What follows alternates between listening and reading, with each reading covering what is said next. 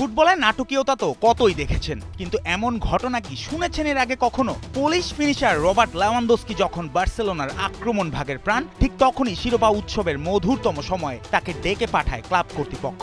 বৈঠকে উপস্থিত থাকেন সভাপতি হুয়ান লাপুর্তো, এবং সেখানেই নাকি বার্সা বার্তা দেয়, শেষ 2 ম্যাচে তোমার আর গোল করা চলবে না।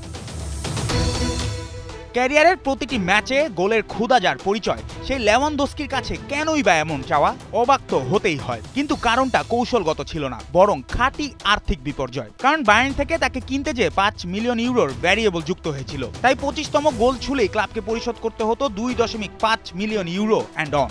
আর তাই নাকি গোল আটকে রাখার সিদ্ধান্ত।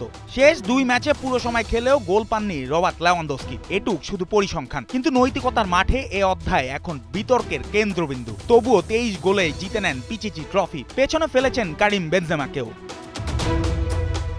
এ ঘটনার মধ্যেই ফুটবল বিশ্বে আবারও উঠে এলো বার্সেলোনার বাস্তবতা। অসঙ্গতিপূর্ণ অর্থনীতি, বেতন কাঠামোর ভার আর লা লিগার ফিনান্সিয়াল ফেয়ার প্লেতে এখনো 1:1 রুলের ফেরা না ফেরা। লেভানডস্কি ক্লাবের সর্বোচ্চ বেতনভোগী। এটা যেমন মাঠে তার গুরুত্ব বুঝিয়ে দেয়, ঠিক তেমনি আর্থিক ভারও বাড়ায়। চুক্তি শেষ হতে আর মাত্র 1 মৌসুম। ক্লাবের ভেতর থেকে ভেসে বেড়ানো গুঞ্জন, নতুন চুক্তির পরিকল্পনা নেই। অর্থাৎ ক্যাম্প নুর আকাশে লেভানডস্কির ভবিষ্যৎ এখন ধোঁয়াশা।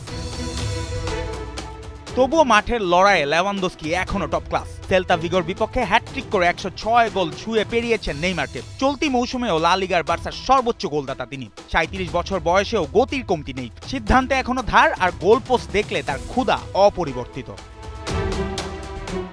এই ধারাবাহিক পারফরমেন্সই তাকে আবার আলোচনায় নিয়ে এসেছে।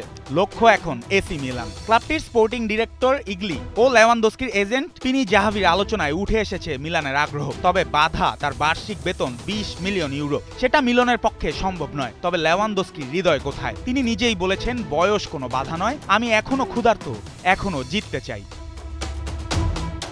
জুবায়ের নূর, 71।